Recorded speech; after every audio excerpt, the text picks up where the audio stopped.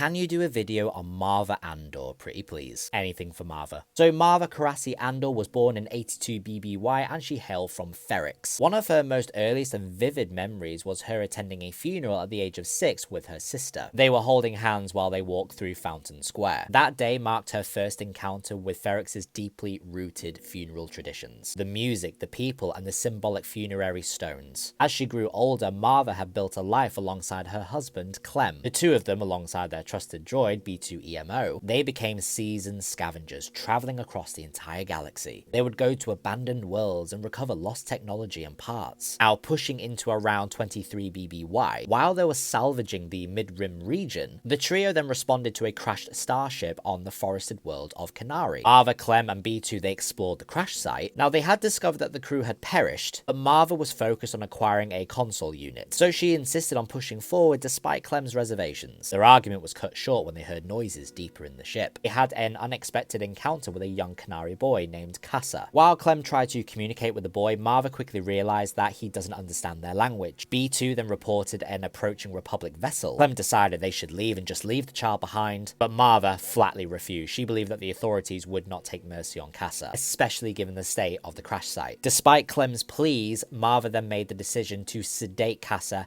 and take him with her. Maarva saw that she rescued Casa from certain death. They brought the unconscious boy back to their ship and they fled Canary. Casa awoke, he found himself on the ship, and they eventually made it back to Ferrix. Maarva and Clem then gave him a new identity, Cassian Jaren Andor, and they claimed that he was born on the planet Fest to protect him. Now, Maarva remained a very influential figure in Ferrix's very tight-knitted community. As a former leader of the Daughters of Ferrix, her voice that carried some weight, even after she retired from physical labor. However, her life took a tragic turn. During the rise of the Galactic Empire, Clem was executed publicly. He was hanged by Imperial forces for something that he simply did not do. The event left Maarva devastated and it haunted her for years afterwards. But despite declining health in her later years, Maarva's resolve never wavered. By 5 BBY, she grew increasingly concerned with Cassian's very dangerous activities, especially after he killed 2 corpos on Milana 1, and that he let slip about the truth of his origins in a fashion. She scolded him not just for the act, but for jeopardizing the lie that they had lived by for decades. Then when agents from Preox Milana came searching for him, Maarva was interrogated in her own home, but she said nothing. Cassian, with the help of Luthen Rail, had escaped Ferrix, having no choice but to leave Maarva and B2 behind. After some time, Cassian later returns to Ferrix to take his mother away with him, but Maarva refused to leave her world. Memory of Clem's death and her desire to resist Imperial rule, this had solidified her decision. She would stand and she would fight. Her rebellious spirit had pushed her to dangerous extremes, including an attempt to open a long-sealed floodgate under Hotel Rix. She believed that the passage could be used by rebels to infiltrate the Imperial stronghold. However, the injuries that she sustained during that attempt only worsened her condition. Friends and neighbors, including Bix Colleen and Brasso, they began to care for her as her health was deteriorating. During Cassian's imprisonment on Narkina 5,